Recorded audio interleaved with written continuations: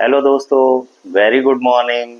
आप देख रहे हैं संदीप एजुकेशन हब और आज मैं आपके लिए लाया हूं बहुत ही इम्पोर्टेंट टॉपिक, क्योंकि आपका होने वाला है सीईटी का एग्ज़ाम, हरियाणा टेट का एग्ज़ाम, तो एच टेट भी है, सीईटी का एग्ज़ाम भी है। इसीलिए इससे रिलेटेड मैं आपको लेके आया हूँ आज हरियाणा जी के क्वेश्चंस। तो पहले इसके बहुत सारे हम स्लैब बनाएंगे वन बाय वन, बट हम पहले स्लैब में देखेंगे कि इंट्रोडक्शन ऑफ हरियाणा का कुछ बेसिक इंट्रोडक्शन देखेंगे। और आज का जो हमारा ये इंट्रोडक्शन रहेगा, सीईटी में मोस्टली जो फॉर्म फिल करते हैं हिंदी मीडियम के स्टूडेंट की क्वांटिटी ज़्यादा रहती है, तो उसी बीएफ पे ये टॉपिक रहने वाला है। हिंदी टर्म्स ज़्यादा यूज होंगे। और सेकेंडरी ये कि जो भी इसमें मैं आपको की पॉइंट्स बताऊंगा, अगर वो आपके लिए है इम्पोर्टेंट, तो कॉपी पेन लेके बैठ जाइए और उनको नोट करते रहिए। 26 और 27 को है आपका सीईटी का एग्ज़ाम, और उसके बाद है आपका एस्टेट का एग्ज़ाम। तो किस टाइप के क्वेश्चन आने वाले हैं, कैसे उसकी प्रिपरेशन की जाए, कहाँ कहाँ से कॉन्सेप्ट रखे जाएंगे, तो वो कॉन्सेप्ट हैं कौन से, तो पहले तो हम डिस्कस करते हैं इंट्रोडक्शन में। और चैनल को सब्सक्राइब जरूर करिए, क्योंकि अगर आप हमारी ताकत हैं। अगर आप हमारी चैनल को सब्सक्राइब करेंगे तभी फिर हम आपके लिए ऐसे इंपॉर्टेंट वीडियो बनाते रहेंगे। जैसे इंट्रोडक्शन ऑफ हरियाणा देखें, तो प्राचीन काल में जो एंशियंट टाइम था, एंशियंट टाइम मतलब प्राचीन काल में जो हरियाणा को किस नाम से जाना जाता था, वो कौन कौन से ऐसे नाम थे जो हरियाणा को रिप्रेजेंट कराते हैं। तो अगर हम इसमें देखें,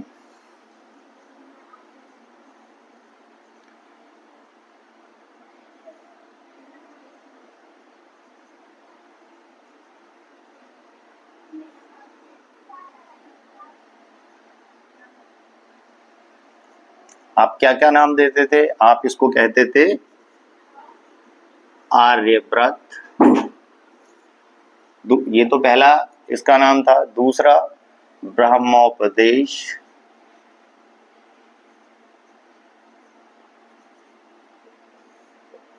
और ब्रह्मावर्त।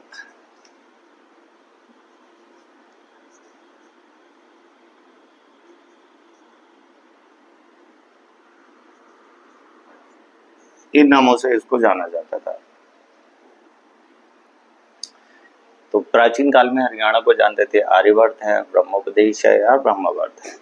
सबसे पहले इन्हीं नाम का उल्लेख किया गया हरियाणा में, हरियाणा को समझने के लिए। तो ये पहले इसके नाम थे, धीरे धीरे इन नामों को मॉडिफाइड कर दिया गया कल्चर के अकॉर्डिंग, टाइम के अकॉर्डिंग। जैसे जैसे टाइम स्पेंड करते गए और नामों में मॉडिफिकेशन होता रहा, कभी काम के बिहेव पे, कभी किसी के नाम पे बिहेव पे, और कभी किंगडम, वहाँ के राजा कौन है उनके नाम के बिहेव पे, इस तरीके से इनमें आती रही है चेंजिंग।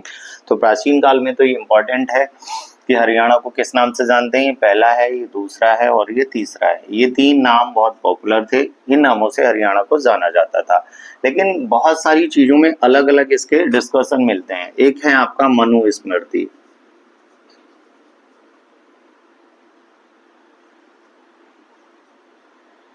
तो जब आप मनुस्मृति को देखेंगे, तो मनुस्मृति में हरियाणा को किस नाम से जाना जा रहा है। तो मनुस्मृति में जो प्रयोग किया गया हरियाणा राज्य का पहला प्रादेशिक नाम, ये था आपका ब्रह्मावर्त।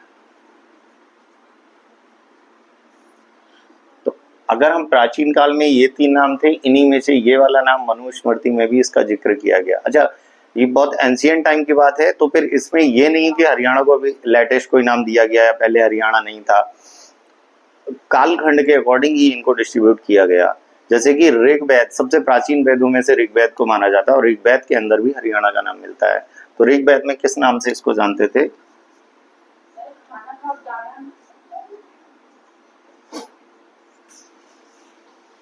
सबसे प्राचीन है, पहले तो इसको भी ध्यान दो। ये जो वेद है, वेदों में सबसे प्राचीन है, सबसे प्राचीन वेद।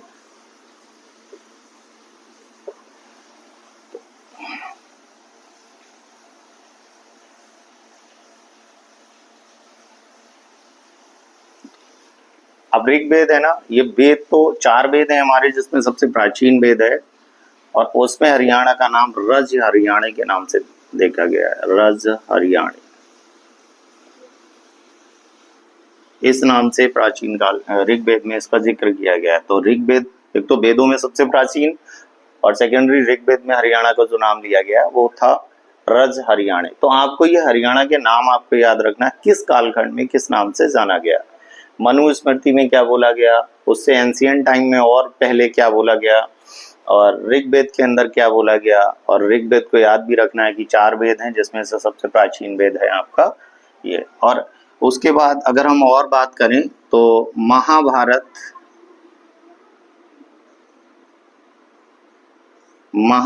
काल में हरियाणा को किस नाम से जाना गया। तो महाभारत काल में यहाँ पे हुआ था, यहाँ पे एक राजा थे जिनका नाम था कुरु। तो कुरु के नाम से इसको नाम दिया गया कुरुक्षेत्र। तो संपूर्ण एरिया को ही नाम दे दिया गया कुरुक्षेत्र। आज जो कि कुरुक्षेत्र एक यहाँ का डिस्ट्रिक्ट है, हरियाणा में एक डिस्ट्रिक्ट है।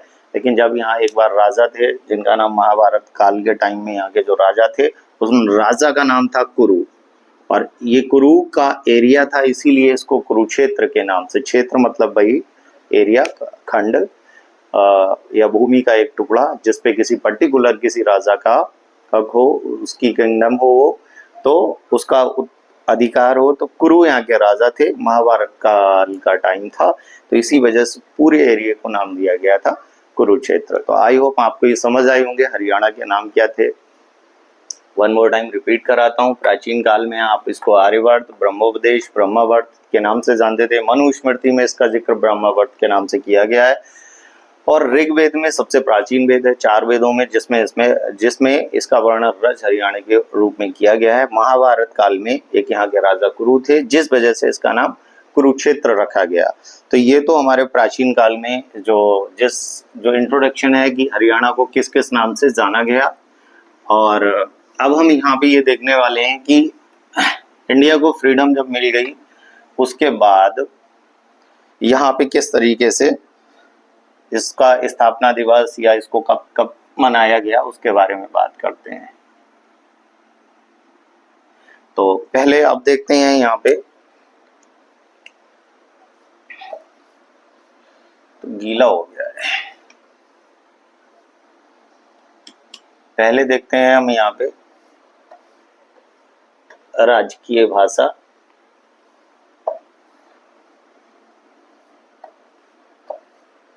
चलो,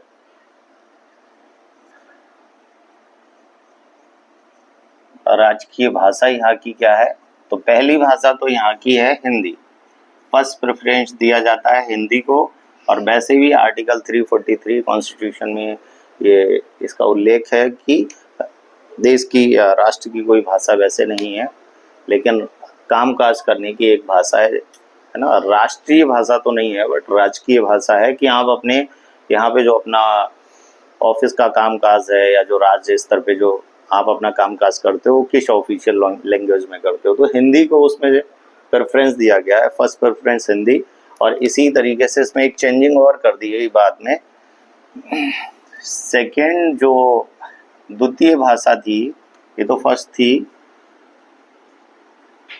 द्वितीय लैंग्वेज या भाषा के तौर पे हमने पंजाबी को परमिशन दे दी। तो अगर आपको हिंदी आती है तो टू गुड, लेकिन पंजाबी भी हरियाणा की द्वितीय राजभाषा बनी कब है, तो ये बनी थी 2010 से, इसको परमिशन दी गई 2010 में। उससे पहले 2010 से पहले कामकाज करने की जो ऑफिशियल लैंग्वेज थी आपकी हरियाणा की, वो केवल हिंदी थी। लेकिन 2010 आते आते क्वांटिटी यहाँ पे किस टाइप की लैंग्वेज लोग ज़्यादा बोलते हैं, उनकी डेंसिटी क्या है और कितनी परसेंटेज लोग वो रहते हैं जो अनदर लैंग्वेज का यूज़ करते हैं, तो उसमें पंजाबी को प्रेफरेंस दिया गया। और 2010 से ऑफिस में अपनी राजकीय भाषा के रूप में पंजाबी को भी मान्यता दे दी गई। दूसरा, अगर हम इसकी हरियाणा की बात करेंगे, इसका स्थापना वर्ष कब मनाया गया, तो स्थापना वर्ष इसका 1 नवंबर को 1966। पहले ये सब पूरा इंडिया का एक अलग अलग पार्ट हुआ करता था, बट ये उस टाइम में जैसे जो खंड होते थे उनको राज्य के रूप में नहीं जाना जाता था, अलग अलग तरीके से अलग अलग नामों से उनको जाना जाता था। लेकिन जब इंडिया को फ्रीडम मिल गई उसके बाद पहला 1 नवंबर और 1966 को इसको भारत का एक अभिन्न अंग मान लिया गया। और दूसरा कि इसकी स्थापना जो हुई हरियाणा की, तो यहाँ से प्रॉपर हरियाणा, जिसको आज आप हरियाणा कहते हो, पहले बहुत सारे नाम से जानते थे, तो वो प्रॉपर हरियाणा, उसका स्थापना वर्ष 1 नवंबर को होता है 1966 को, ये भारत के अधीन हो गया। दूसरा, अब हम अगर इनकी बात करें कि ये तो हमने समझ लिया कि इसकी राजकीय भाषा क्या है और स्थापना वर्ष कब मनाया जाता है, और हरियाणा भारत का कब अभिन्न अंग बन गया, तो ये बना था 1 नवंबर 1966 को। इसी के साथ साथ अब हमें यहाँ पे चेक करना है, अच्छा इसकी राजधानी कैपिटल भी याद रखना। जब 1966 में ये भारत का अभिन्न अंग बन गया, हिस्सा हो गया, हिस्सा तो पहले भी था, लेकिन जो मोनार्की सिस्टम भी चलता था और अलग अलग लोगों से यहाँ पे छुटकारा नहीं मिला, जैसे अभी जम्मू कश्मीर का ही जो चला है वो अब जाके कहीं क्लियर हुआ। अभी तेलंगाना को 2 जून 2014 में आंध्र प्रदेश से अलग किया। तो ये कुछ सिचुएशन ऐसी होती है कि ये जरूरी नहीं है कि इसको अंग्रेजों से फ्रीडम नहीं मिली थी, ऐसा नहीं है, अंग्रेजों से फ्रीडम मिल गई थी, बट इसको इंडिया का पार्ट या इंडिया का राज्य बनने के लिए 1966 में इसको स्टेब्लिश किया गया। दूसरा, अगर हम इसके भौगोलिक क्षेत्रफल की बात करें, है ना, जियोग्राफिकल इसका एरिया क्या है, तो जियोग्राफिकल एरिया ये भी याद रखना, इसकी जो राजधानी है, राजधानी वो है चंडीगढ़। चंडीगढ़। तो हरियाणा की जो कैपिटल है वो 1966 से ही चंडीगढ़ है, और जबकि चंडीगढ़ इसकी पंजाब की भी कैपिटल है, तो दोनों की कैपिटल कॉमन है जो कि चंडीगढ़ है। इस पे क्या है डिस्प्यूट, इसके लिए आपको मैं एक नया वीडियो लेके आऊंगा, लेकिन अभी हम देखते हैं इंट्रोडक्शन ऑफ हरियाणा, जिस वजह से हम केवल बात हरियाणा की करेंगे।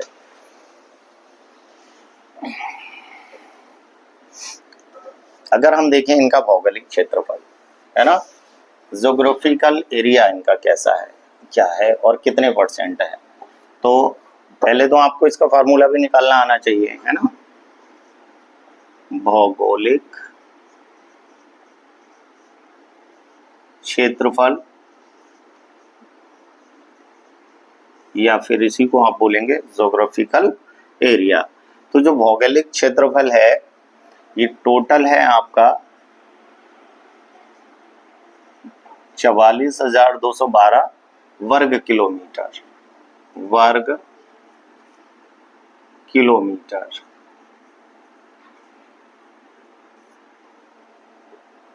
ठीक है, 44,212 वर्ग किलोमीटर ये भौगोलिक क्षेत्रफल हरियाणा का है। और इसको अगर with respect to India, India के एरिया के रिस्पेक्ट में अगर इसको चेक किया जाए तो ये कितना रहेगा, ये कितना होता है। तो क्षेत्रफल की पहले तो हम पॉइंट ऑफ व्यू अपना देखें कि अगर एरिया के पॉइंट ऑफ व्यू से हम स्टेट को देख, इसकी पोजीशन है 18th, इसकी पोजीशन है 18th, लेकिन 2 जून 2014 को आंध्र प्रदेश से अलग करके बना दिया गया था तेलंगाना।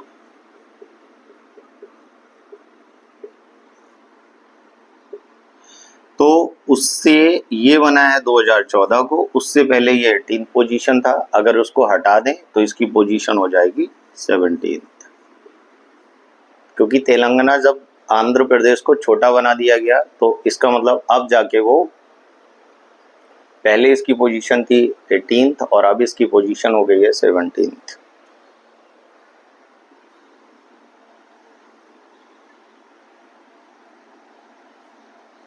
आई होप आपको ये समझ आया होगा। अब साथ में हम इसके देखेंगे जो इसका स्ट्रक्चर है हरियाणा का, वो कुछ किस तरीके का दिखता है। उसमें लॉन्गिट्यूड और अक्षांशीय विस्तार का जो डिस्कशन है, एक बार उसको भी देख लेते हैं।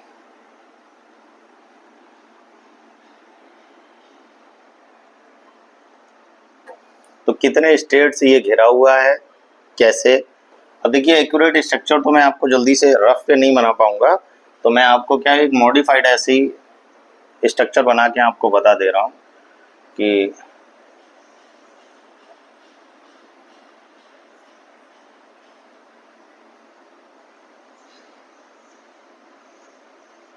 कुछ ऐसा इस तरीके से आपका दिखता है हरियाणा। तो ये वाला जो हिस्सा है इसका, ये मिलता है इधर पंजाब से।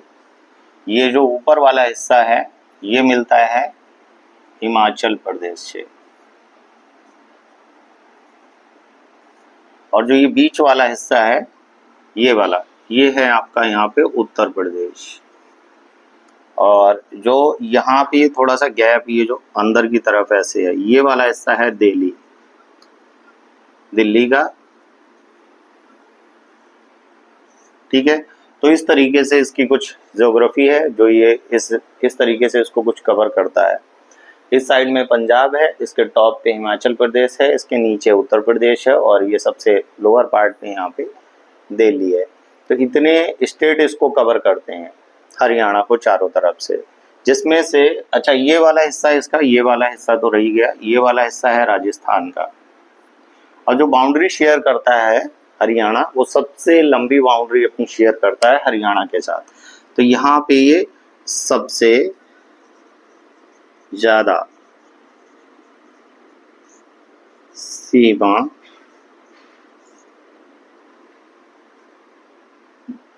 जो सीमा इसकी शेयर होती है या टच करती है इसको, है ना, टच करती है, वो है आपकी राजस्थान।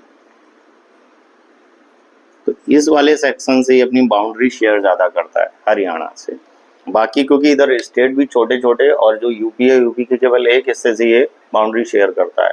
बाकी दिल्ली तो वैसे ही छोटा सा है, 7 डिस्ट्रिक्ट हैं, तो उसका ये पार्ट यहाँ से टच करता है। और पंजाब की भी बहुत ज़्यादा जोग्राफिकल अगर आप देखेंगे तो किलोमीटर में डिस्टेंस ज़्यादा नहीं है, बट राजस्थान की डिस्टेंस एरिया वाइज देखा जाए तो बहुत ज़्यादा है। और उसमें से सबसे बड़ा हिस्सा ये इधर का अपना शेयर करता है राजस्थान के साथ। इसी के अंदर अगर हम यहाँ पे साथ में ये देखें कि ये किस तरीके से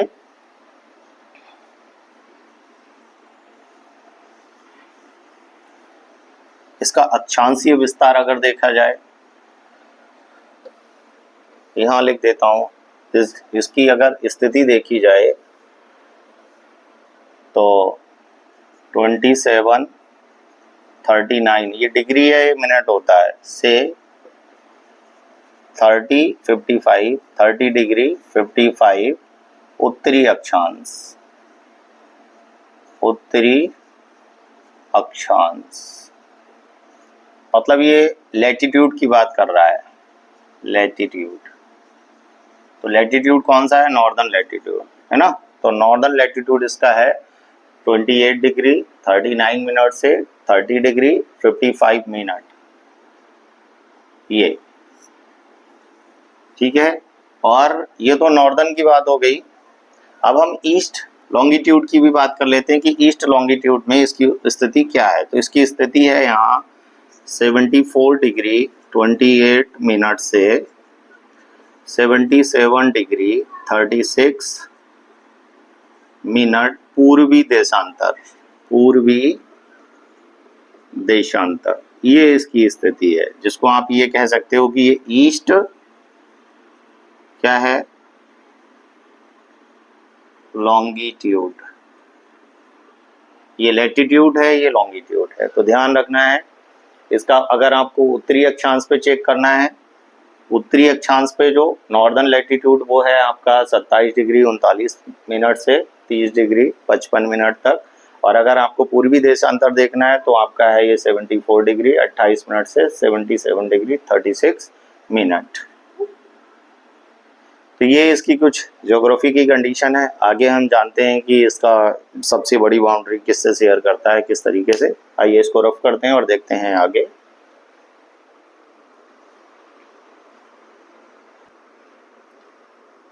अब इसको करते हैं रफ। अब बात करते हैं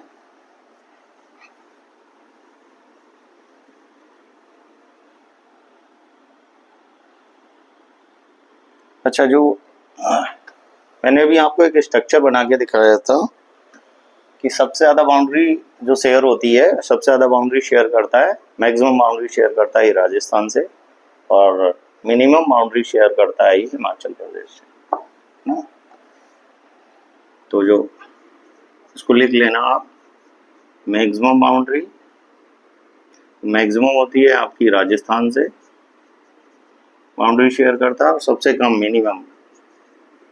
मिनिमम करता है ये हिमाचल प्रदेश से। तो ये इनकी बाउंड्री शेयर थी, सबसे ज्यादा राजस्थान, सबसे कम हिमाचल। राजस्थान वाला ये वाला हिस्सा और हिमाचल वाला ये वाला हिस्सा, ये ऊपर का जो इस तरीके से कुछ बनेगा। तो यहाँ हिमाचल और उसके नीचे फिर ऐसे ही आप चले आएंगे उत्तर प्रदेश, दिल्ली। ठीक है, अब हम इसकी बात करते हैं जिले की। तो टोटल जिले कितने हैं इसमें, तो आपको ये पता होना चाहिए कि टोटल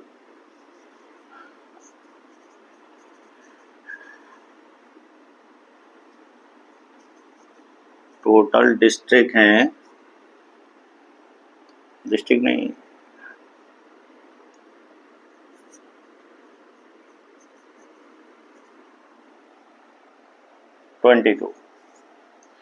तो 22 में अब इसको दो तरीके से डिस्ट्रीब्यूट किया गया है। एक तो आप एरिया वाइज देखेंगे और एक आप देखेंगे on the base of population. दोनों के तरीके, दोनों मेथड पे हम देखते हैं। तो टोटल डिस्ट्रिक्ट हमारे 22 हैं।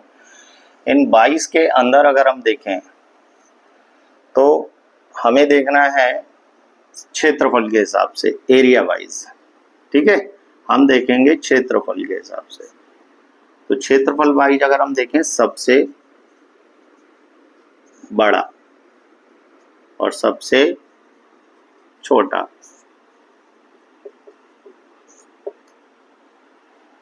तो सबसे बड़ा है हमारा सिरसा और सबसे छोटा है हमारा फरीदाबाद। ये मैं बता रहा हूं क्षेत्रफल के अनुसार। तो अगर आप एरिया देखेंगे, जमीन का जो लैंड का एरिया देखेंगे, उसमें लैंड का जमीनी एरिया जो है सबसे ज्यादा सिरसा का है और सबसे कम जमीनी एरिया है फरीदाबाद का। क्वेश्चन को बड़ा डीपली और स्लोली अच्छे से पढ़ना है, क्योंकि फरीदाबाद ये एक्सेप्शन केस में आ जाएगा अगर इसको सही से नहीं समझा। जो क्षेत्रफल के हिसाब से सबसे छोटा है वही पॉपुलेशन में सबसे बड़ा है। तो क्वेश्चन में ये देखना है कि एरिया लिखा हुआ है या पॉपुलेशन लिखा हुआ है, किस भी आपको पूछा जा रहा है। तो जो अभी सबसे छोटा है यही सबसे बड़ा हो जाएगा, क्योंकि ये सबसे डेवलप एरिया है, यहाँ पे फैक्ट्रियां बहुत है, लोगों के पास रोजगार है, पानी की समस्याएं नहीं है, इसीलिए एक पर्टिकुलर छोटे से एरिया में हाई डेंसिटी हो गई है। डेंसिटी मतलब मास अपॉन वॉल्यूम, ज्यादातर लोग उस कम एरिया में बट बहुत ज्यादा स्ट्रेंथ में लोग रहते हैं। तो डेंसिटी यहाँ आई है, डेंसिटी यहाँ लो हो जाएगी, क्योंकि यहाँ का एरिया ज्यादा है बट यहाँ पे लोग कम रहते हैं। बट ये नहीं कह सकती कि अभी सबसे कम है, सबसे कम पे भी अभी हम जाएंगे। बट आप ये फरीदाबाद थोड़ा सा कंफ्यूजन क्रिएट करेगा, क्योंकि क्षेत्रफल के अनुसार तो ये सबसे छोटा है बट जनसंख्या के हिसाब से ये सबसे बड़ा है, उस पर भी बात करेंगे आप। अच्छा, इनका एरिया अगर हम लिखना चाहें तो लिख सकते हैं, सिरसा का है 4277 वर्ग किलोमीटर और जो फरीदाबाद का है ये है केवल 741 वर्ग किलोमीटर। तो दोनों के एरिया में देखो कितना फर्क है। ये आपका है 4277 4277 वर्ग किलोमीटर, स्क्वायर किलोमीटर, और ये ओनली 741 स्क्वायर किलोमीटर। इतने कम एरिया में, इतने वर्ग किलोमीटर में कितने लोग। तो जब इसका लैंड एरिया कम है, जमीनी स्तर कम है, इसी वजह से इसको क्षेत्रफल के हिसाब से सबसे छोटा और इसको सबसे बड़ा माना गया है। अब देखते हैं हम इसे जनसंख्या की दृष्टि से भी देखते हैं। तो ये तो हो गया क्षेत्रफल के हिसाब से, ठीक है। अब इसको एक बार चेक कर लेते हैं जनसंख्या की दृष्टि से। जनसंख्या की दृष्टि से कौन है सबसे बड़ा और कौन है सबसे छोटा। तो यहाँ पहले हम लिखेंगे, इसको हटा के ऐसे थोड़ा सही कर लें, सबसे बड़ा, और यहाँ सबसे छोटा। तो सबसे बड़ा अगर हम देखेंगे एरिया वाइज, ठीक है, सॉरी जनसंख्या वाइज, तो पॉपुलेशन एक पर्टिकुलर एरिया में कौन सा ऐसा जिला है जहाँ पे सबसे ज्यादा लोग रहते हैं। डेंसिटी अलग हो गई, मतलब पॉपुलेशन कितनी ज्यादा है। तो सबसे बड़े में सबसे छोटे में तो आप अभी जस्ट मैंने बताया था फरीदाबाद, ठीक है। हमें जनसंख्या बतानी है ना, तो सबसे बड़ा तो यहाँ, सबसे बड़ा में हम यहाँ पे लिखेंगे जनसंख्या की दृष्टि से, ये है फरीदाबाद। यहाँ पे लोग तो बहुत रहते हैं, एरिया जरूर इसका 741 किलोमीटर था, वर्ग किलोमीटर था, लेकिन यहाँ पे जो रहने वाले लोग थे उनकी क्वांटिटी बहुत है। उसके पीछे रीजन चाहे कुछ भी हो, उससे मतलब नहीं है, बट कम एरिया में भी सबसे ज्यादा लोग रहते हैं। उसका रीजन हो सकता है रोजगार, उसका रीजन हो सकता है शिक्षा, उसका रीजन हो सकता है जो आपकी बेसिक मूलभूत सुविधाएं हैं, या सबसे ज्यादा इम्पोर्टेंट तो रोजगार ही है, क्योंकि यहाँ पे इंडस्ट्रियल एरिया है, फैक्ट्रियां बहुत हैं, लोगों के पास रोजगार है, इसीलिए लोग माइग्रेशन करके अदर स्टेट से वहां तक चले जाते हैं। तो इसीलिए फरीदाबाद कम एरिया होने के बाद भी वहां पे लोगों की क्वांटिटी वर्ग किलोमीटर के हिसाब से सबसे ज्यादा है। इसीलिए जनसंख्या अगर देखेंगे, पॉपुलेशन के पॉइंट ऑफ व्यू से देखेंगे, तो फरीदाबाद का पहला नंबर है। और अगर हम सबसे छोटे में देखेंगे तो ये आएगा सबसे छोटा पंचकुला। पंचकुला ये आपका सबसे छोटा रहेगा। कितना है इसका? इसका है 55, 88, 5,58,890। ये एक पर्टिकुलर पंचकुला एरिया में इतनी पॉपुलेशन रहती है। और वहीं पे अगर आप फरीदाबाद का देखेंगे तो फरीदाबाद में है 17,98,954, मतलब 17,98,954 लोग रहते हैं इस पर्टिकुलर एरिया पे। तो पॉपुलेशन यहाँ ज्यादा है और यहाँ 5 लाख है। सबसे कम यहाँ पे है और सबसे ज्यादा यहाँ पे है। तो इस तरीके से क्वेश्चन को केयरफुली रीड आउट करना है कि उसने पूछा किस बिहेव पे है, पॉपुलेशन के बिहेव पे पूछा है या उसने एरिया वाइज पूछा है। और ये की पॉइंट है, यहीं से क्वेश्चन बनता है। अगर आपने इनको तैयार कर लिया तो नो डाउट एचटेट में आप जो स्टेट जीके है या जीएस है वहां से आप अच्छा स्कोर करेंगे। क्योंकि मैं कोई आपको यही वीडियो नहीं, इसके आगे भी बहुत सारी, अभी बहुत टेबल वगैरह जो जिसकी हैं वो सारी बताने वाला हूँ। कौन सी यूजफुल टेबल है आपके लिए, जैसे आपकी ब्रीडिंग सेंटर कौन से हैं, कौन कौन सा नए ओपन हुए हैं, पुराने कौन से हैं, यहाँ पे लेक कितनी है, यहाँ पे रिवर कितनी है, कौन सी रिवर डैम कहाँ पे हैं, और कितना एरिया जो रिवर के पास का है, फर्टाइल लैंड किस जिले में सबसे ज़्यादा है, हर जिले में कौन कौन सा मेन व्यवसाय है, लोग कौन सा व्यवसाय करते हैं, जिसमें जिला टॉप पे है, कहाँ पे कंडीशन ज़्यादा खराब है, कहाँ पे कंडीशन बहुत अच्छी है, इन सब के बारे में डिस्कस करने वाला हूँ। बस देखते रहिए संदीप एजुकेशन हब। और दूसरा, हमारी ताकत बढ़ाने के लिए आपको हमारे चैनल को सब्सक्राइब करें, संदीप एजुकेशन हब को, इसको शेयर भी करें क्योंकि यूजफुल वीडियो है। हरियाणा इंट्रोडक्शन, जो हरियाणा की जीके है उसको मैं आपको करा रहा हूँ, और यहाँ से ऐसा कोई एग्जाम नहीं जहाँ पे क्वेश्चंस नहीं आते हैं। तो अगर आपको चाहिए यहाँ से करने हैं 4-5 नंबर अपने फिक्स, तो देखते रहिए संदीप एजुकेशन हब। अब दूसरा, अगर हम इसकी लिटरेसी रेट की बात करें, साक्षरता, तो साक्षरता दर, अब टोटल तो मैं आपको बताने वाला हूं, यहां लिख देता हूं, साक्षरता दर कितने लोग लिटरेट हैं। तो टोटल साक्षरता दर हमारी कितनी है? 75.55%। तो हरियाणा की जो टोटल साक्षरता है वो है आपकी 75.55%। लिटरेसी रेट हमारा इतना है, मतलब आज भी करीब 24.5% के आसपास लोग पढ़े लिखे नहीं है। और साक्षरता की डेफिनेशन क्या है? जैसे हर कंट्री में अपनी अपनी अलग अलग डेफिनेशन होती है। बेसिकली हमारे यहाँ पे कोई डिग्री और उससे मतलब नहीं है। कोई भी व्यक्ति जिसको पढ़ना और लिखना आता हो, चाहे वो किसी भी स्टैंडर्ड का हो, बस वही साक्षर माना जाता है। तो ये नहीं है कि 5th पास अगर कोई बच्चा या कोई व्यक्ति है जिसको लिखना पढ़ना आता है तो वो भी साक्षर कहा जाएगा। जरूरी नहीं है उस पर 10th या ग्रेजुएशन और पोस्ट ग्रेजुएशन की डिग्री का होना मैंडेटरी नहीं है। तो आपको ये भी एक स्लैब पता रहना चाहिए कि आप लिटरेसी रेट के अकॉर्डिंग किसको लिटरेट कहेंगे। तो जो केवल लिखना जानता है, जो केवल पढ़ना जानता है, वो लिटरेट है। दूसरा, अगर अब हम बात करें यहाँ इस साक्षरता में भी कि इसको 2 स्लैब में बांट देते हैं अलग अलग। एक बांट देते हैं हम इसको पुरुष और एक बांट देते हैं यहाँ पे महिला।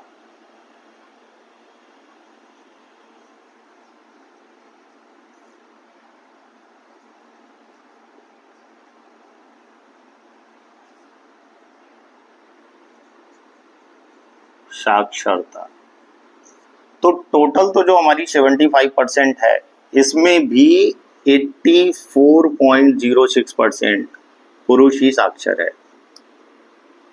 तो जो लिटरेसी रेट है उसमें भी 75% का अगर हम इसको हम अपना 100% माने तो इसमें 84.06 अप्रॉक्स टेंटेटिव, लेकिन आपको ये अल्लाह ने इसलिए, अब मैं सीधे 84 लिख देता, बट अगर आपको एक्यूरेट डेटा एग्जाम में दे दिया तो 84 के जस्ट आसपास हुआ। आप तो सोचेंगे हमें तो 84 बताया था, तो एक्यूरेट यही है कि 84.06% मेल पुरुष जो होते हैं, मेल जो है या जो पुरुष है उसकी साक्षरता दर है, और महिलाओं की थोड़ी सी यहाँ पे कम है। तो महिला साक्षरता की अगर हम बात करें तो ये है 65.94%।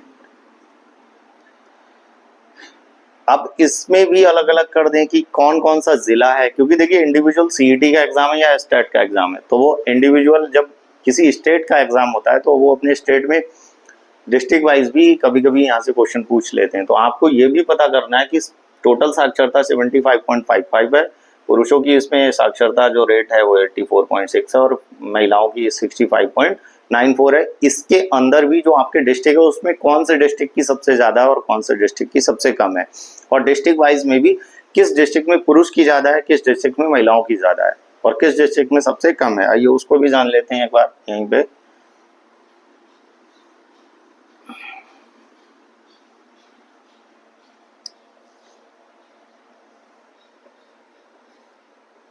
डिस्ट्रिक्ट वाइज अगर देखें तो सर्वाधिक साक्षर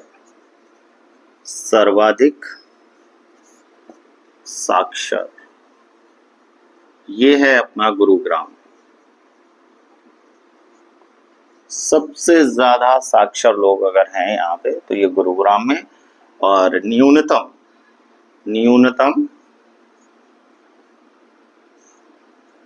साक्षर सर्वाधिक साक्षरता गुरुग्राम की है और न्यूनतम साक्षरता नूहू की है। तो सबसे कम लिटरेसी रेट अगर आप चेक कर पा रहे हैं तो नूहू एक डिस्ट्रिक्ट है जहाँ पे सबसे कम लोग पढ़े लिखे हैं और सबसे ज्यादा पढ़े लिखे लोग हैं गुरुग्राम के अंदर। और पुरुष साक्षरता में अगर हम देखेंगे, जैसे यहाँ पे अभी हमने एक स्लैब बनाया, आपको हमने बताया कि अगर हम केवल पुरुष साक्षरता की बात करें तो रेवाड़ी यहाँ पे टॉप पे आता है। रेवाड़ी एक डिस्ट्रिक्ट है जहाँ पे पुरुष साक्षरता 91% के आसपास है, ठीक है। और रेवाड़ी, और पुरुष साक्षरता में न्यूनतम कौन है, इसमें साक्षरता में पुरुष में ही न्यूनतम कौन है, पुरुष साक्षरता न्यूनतम, तो न्यूनतम है हमारी नूहू की। यहाँ के पुरुष भी सबसे कम शिक्षित हैं और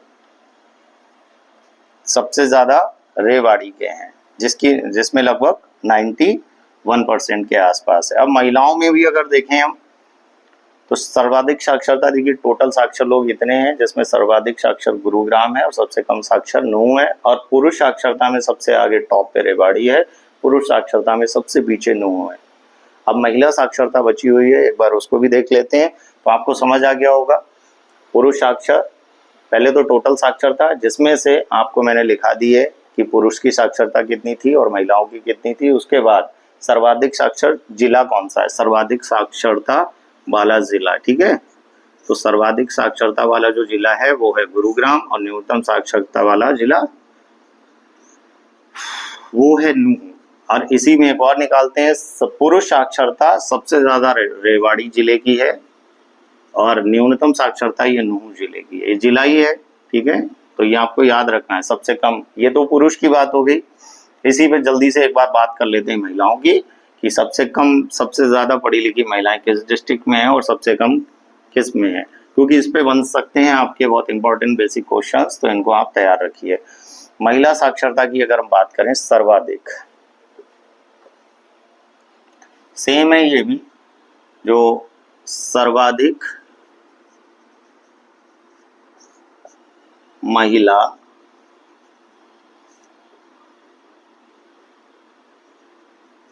साक्षरता वाला जिला,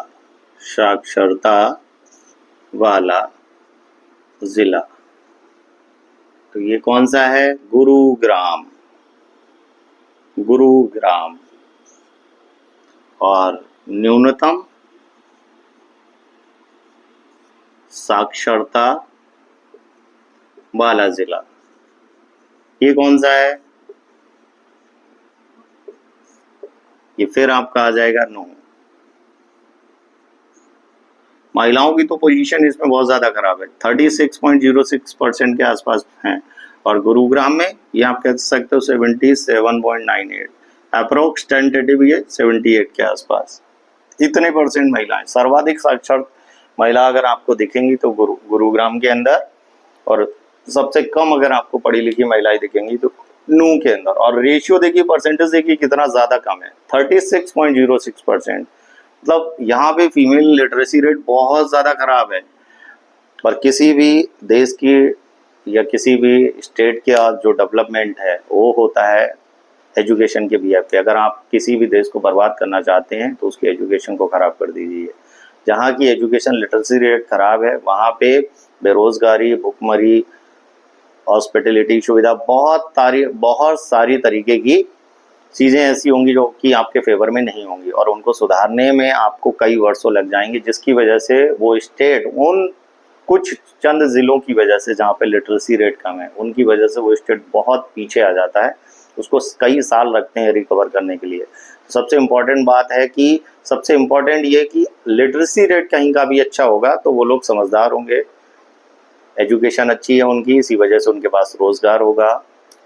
एजुकेशन अच्छी है इसी वजह से हॉस्पिटलिटी सुविधाएं अच्छी होंगी, उनको बिजली टाइम से मिलेगी, पानी टाइम से मिलेगा, खाने का साधन होगा, पीने का साधन होगा। बट जहाँ लिटरेसी रेट कम है वो अपनी समस्याओं का समाधान करना भी अच्छे तरीके से, उचित तरीके से नहीं कर पाते। हालांकि करते तो हैं लेकिन उस तरीके से उनका यूज नहीं हो पाता। और देश के डेवलपमेंट में एजुकेशन का इम्पोर्टेंट रोल है। एजुकेशन ही एक ऐसा वेपन है जिससे आप सारी समस्याओं का सोल्यूशन कर सकते हैं। समस्या कितनी भी बड़ी हो, एजुकेशन सिस्टम के आगे सारी समस्याएं फेल हो जाती हैं। तो लिटरेसी रेट को बढ़ाइए और अपनी एजुकेशन को अच्छे से, एजुकेशन फील्ड में अगर आप वीक रह गए तो ये समझिए कि डेवलपमेंट आपने अपने घर का, परिवार का, और घर परिवार से जिले का, गांव का, जिले का, स्टेट का, इवन बाद में लास्ट में आके देश का कहीं डेवलपमेंट को आपने रोक दिया। तो इसको डेवलप करने का एक ही तरीका है, बहुत बड़ा हथियार है एजुकेशन। अच्छे से पढ़िए, कूल रहिए, तैयारी करते रहिए और देखते रहिए संदीप एजुकेशन हब। कैसा लगा आज का हमारा ये वीडियो? इसके बाद लेके आऊँगा और भी मैं अच्छे अच्छे वीडियो, जिनके लिए जैसे मैं स्टेट जीके के और स्लैब भी बनाने वाला हूँ। लेकिन अगर आपने हमारे चैनल को अभी तक सब्सक्राइब नहीं किया तो कर लीजिए, क्योंकि बेल आइकन को दबा के रखिए कौन सा है नेक्स्ट वीडियो और कितने क्वेश्चन आने वाले हैं आपके सीईटी और एस्टेट के एग्जाम में। तो देखते रहिए संदीप एजुकेशन हब।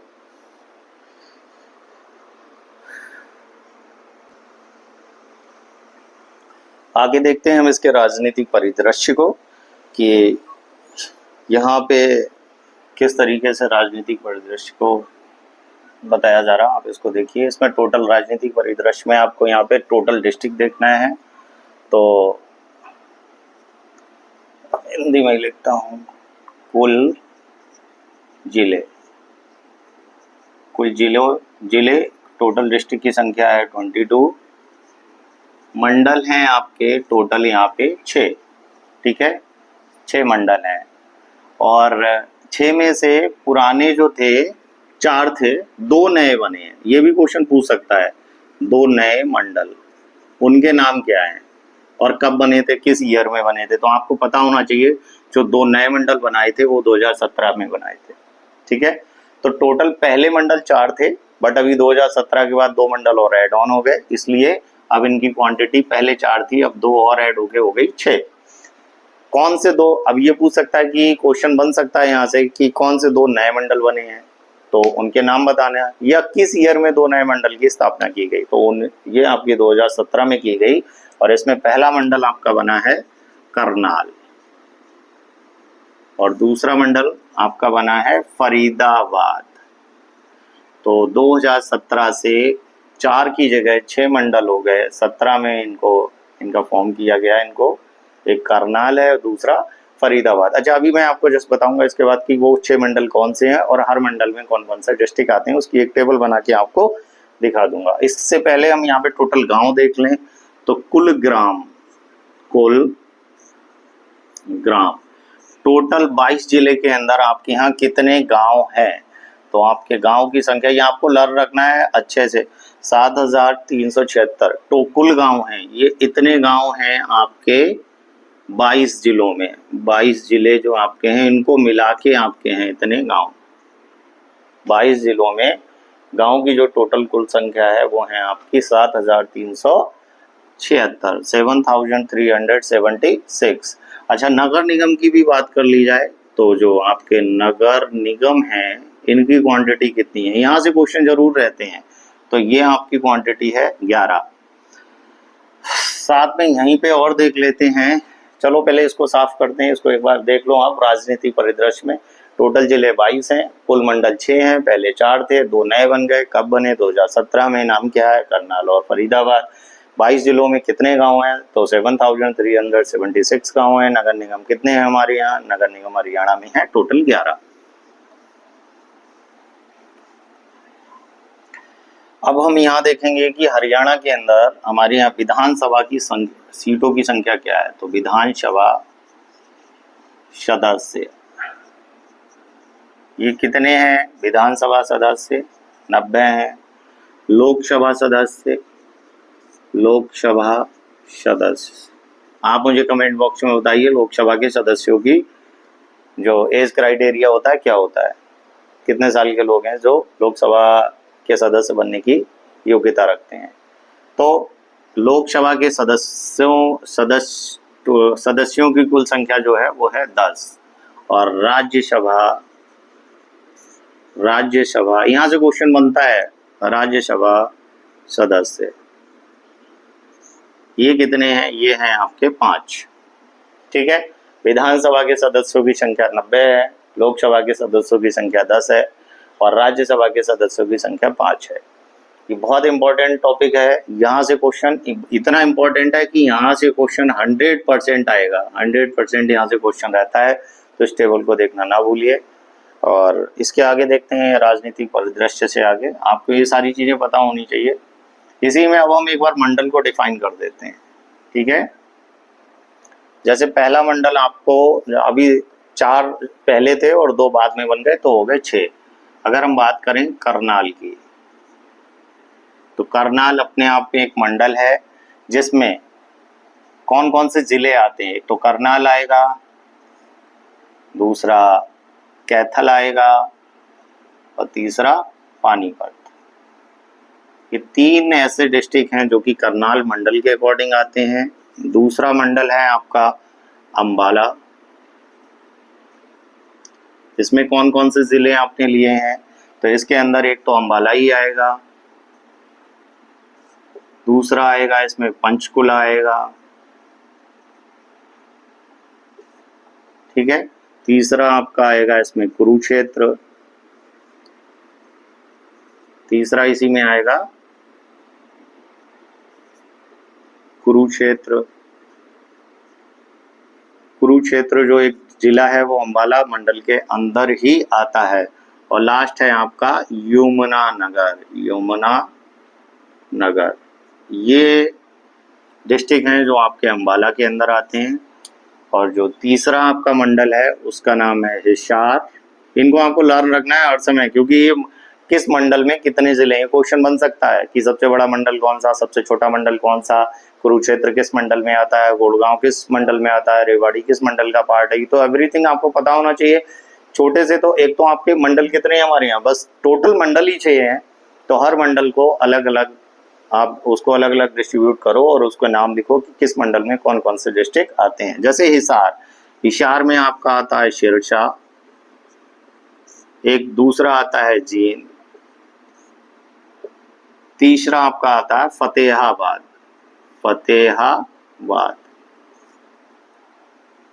चौथे मंडल की बात करें तो चौथा मंडल है रोहतक। तो पहले तो ये खुद आएगा, तो इसके अंदर एक तो चरखी दादरी, एक ये जिला आता है और ये खुद आता है रोहतक। सोनीपत भी इसी में आता है, सोनीपत, भिवानी और इसके बाद आपका क्या बचा है, ये रोहतक खुद बचा हुआ है। ये हमारा रोहतक मंडल में ये वाले जिले आते हैं। रोहतक के बाद आप जानते हैं फरीदाबाद,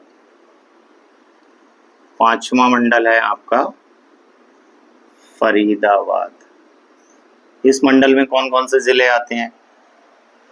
तो नया मंडल बना है, इसको ध्यान रखना कि ये बना है आपका 2017 में। तो फरीदाबाद में फरीदाबाद खुद आएगा, फरीदाबाद खुद आता है, इसमें नूहू आता है और इसी नूह के साथ इसमें आता है पलवल। पलवल तो ये हो गए आपके फरीदाबाद के अंदर। छठा आपका बचा है जो कि है गुरुग्राम। क्या बात है इस मंडल की, एजुकेशन के मामले में कितना अच्छा कर रहा है ये। इसमें आएगा पहला आपका एक आता है महेंद्रगढ़, महेंद्रगढ़ ये आता है। महेंद्रगढ़ के बाद आता है इसमें रेवाड़ी, एजुकेशन में बहुत टॉप पे। आपने देखा रेवाड़ी 91% मेल लिटरेसी रेट है रेवाड़ी के अंदर। पूरे हरियाणा में सबसे टॉप पे लिटरेसी रेट अगर कहीं का है तो रेवाड़ी। रेवाड़ी एक डिस्ट्रिक्ट कहाँ है, गुरुग्राम मंडल के अकॉर्डिंग आता है और अपने आप में खुद ये आता है गुरुग्राम। तो ये हैं हमारे 6 मंडल। इन 6 मंडल में वो कौन कौन से जिले हैं मैंने आपको लिख के दे दिए। आई होप आपको वीडियो अच्छा लगा होगा और इसको आप चाहे तो स्क्रीनशॉट लेना चाहें स्क्रीनशॉट ले लें। लेकिन आपसे एक रिक्वेस्ट है कि आप हमारे चैनल को सब्सक्राइब करें और देखते रहें संदीप एजुकेशन हब। इसी टाइप के और वीडियो मैं आपके लिए लाता रहूँगा।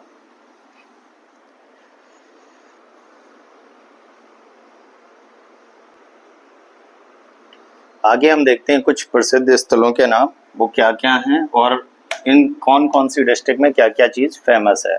तो पहला डिस्ट्रिक्ट हम ले लेते हैं गुरुग्राम। ये हमारा पहला डिस्ट्रिक्ट है। इसको आप क्या नाम देते हो? इसको बोलते हो साइबर सिटी, है ना, मिलेनियम सिटी, मिलेनियम सिटी। तो आपको ध्यान रखना है अगर कुछ ऐसे एमसीक्यू मिल जाए तो कहाँ कहाँ पे है। सौर ऊर्जा का हब, यहाँ पे सबसे सौर ऊर्जा का हब, ठीक है। हरियाणा की वित्तीय राजधानी और हरियाणा की वित्तीय फाइनेंशियल कैपिटल, तो वित्तीय राजधानी। ये गुरुग्राम को इन नामों से जाना जाता है। अगर इस पे कोई एमसीक्यू क्वेश्चन आ जाए तो आपको ध्यान रखना है गुरुग्राम है साइबर सिटी, गुरुग्राम है मिलेनियम सिटी, गुरुग्राम है सौर ऊर्जा का हब और हरियाणा की फाइनेंशियल कैपिटल वित्तीय राजधानी भी गुरुग्राम को ही माना जाता है। इसी तरीके से जल्दी से आगे देखते हैं कुरुक्षेत्र। दूसरा है कुरुक्षेत्र। इसको किस और नाम से जाना जाता है? तो कुरुक्षेत्र है हमारा वैदिक सभ्यता, वैदिक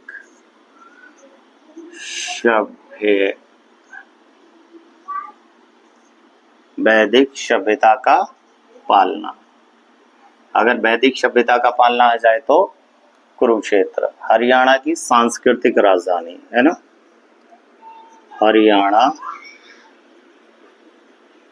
हरियाणा की सांस्कृतिक राजधानी।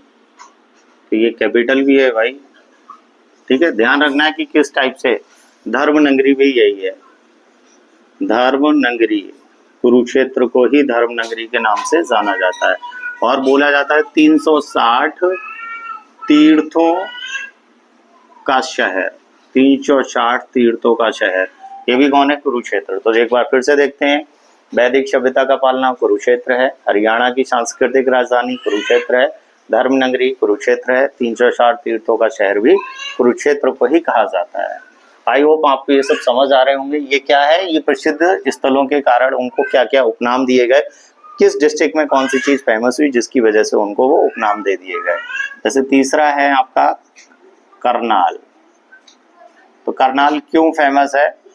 तो यहाँ सबसे ज्यादा धान होते हैं, तो धान का कटोरा, धान सबसे ज्यादा, क्योंकि यहाँ पे पानी की सुविधा भरपूर है। तो ये धान का कटोरा है और इसी कारनाल को ही हरियाणा का पेरिस भी कहा जाता है। हरियाणा का पेरिस, है ना। आपको कमेंट बॉक्स में ये बताना पेरिस कहाँ है और इस ठीक है, इसका कॉन्टिनेंट कौन सा है, क्वेश्चन और ऐड ऑन कर लेना। और साथ में एग्रो हब भी इसी को कहा जाता है, एग्रो हब।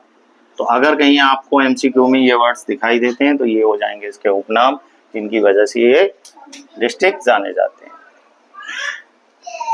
अब जींद के अंदर क्या है, ये मिड में है ना, इसीलिए इसको हार्ट ऑफ हरियाणा बोला जाता है, हार्ट ऑफ हरियाणा। और पता है तुम्हें, भैंसों के लिए भी बहुत ज्यादा फेमस है, इसीलिए यहाँ पे दूध भी बहुत होता है। तो ये मिल्क सिटी भी है, मिल्क सिटी। कौन, जींद। इसको जींद को हार्ट ऑफ हरियाणा, उसके मध्य में है, ये हरियाणा का हार्ट है। और साथ में इसको मिल्क सिटी के नाम से जाना जाता है क्योंकि यहाँ पे मिल्क प्रोडक्शन सबसे ज्यादा होता है। नेक्स्ट है पानीपत। आप बताएंगे कमेंट बॉक्स में, कमेंट करके बताइए पानीपत क्या जो फर्स्ट वॉर है कब हुआ था, और सेकंड थर्ड को भी कमेंट बॉक्स में बता दीजिए। पानीपत को बोलते हैं ये बुनकरों का शहर है, बुनकरों का शहर। यहाँ पे कढ़ाई बुनाई के काम खूब किए जाते हैं, तो बुनकरों का शहर है। और मेडिसन हब है, मेडिसन हब, यहाँ पे मेडिसन का फॉर्मेशन भी खूब किया जाता है। तो ये है हमारा पानीपत, जहाँ पे बुनकरों का शहर, ये जो कटाई बुनाई और कारचौकी वाला काम होता है बहुत होता है, और मेडिसन हब भी यही है। फतेहाबाद, फतेहाबाद पिंक सिटी, ये है हमारी पिंक सिटी। तो पिंक सिटी के नाम से हम जानते हैं फतेहाबाद को। ध्यान रखना इस बात को, पिंक सिटी कौन है। वैसे पिंक सिटी अगर डिस्ट्रिक्ट वाइज ना पूछा जाए तो जयपुर है। इंडिया का पिंक सिटी किसे माना जाता है, जयपुर को। अंबाला, ये है आपका विज्ञान की नगरी, विज्ञान की नगरी। साइंस के क्षेत्र में बहुत उत्कृष्ट कार्य करता है अंबाला, इसीलिए इसको विज्ञान की नगरी के उपनाम से भी जाना जाता है। ठीक है, इसी तरीके से जल्दी से देखते हैं पलवल। पलवल, अब ये सिटी ऑफ, इसको नाम दिया जाता है सिटी ऑफ कॉटन। यहाँ पे बहुत लार्ज क्वांटिटी में कॉटन प्रोडक्शन होता है। और लास्ट आपका एक और लिख देते हैं यमुना नगर। तो यमुना नगर फेमस है पेपर, पेपर के लिए, इसीलिए इसे पेपर सिटी के नाम से भी जाना जाता है। ये कुछ ऐसे इंपॉर्टेंट डिस्ट्रिक्ट थे जहाँ पे उनके काम की वजह से उनको कुछ उपनाम दे दिया गया, जिसकी वजह से वो फेमस हुए। उस उपनाम को क्या उपनाम दिए गए, वो कौन से ऐसे काम थे जिसकी वजह से वो फेमस हुए, तो वही मैंने आपको बताया। प्रसिद्ध स्थलों के कारण उनके उपनाम क्या क्या रखे गए। आपको ये वीडियो अच्छा लगा होगा। ठीक है, आज के लिए बस इतना ही। ऐसे ही देखते रहिए Sandeep education hub. Thank you, जय हिंद।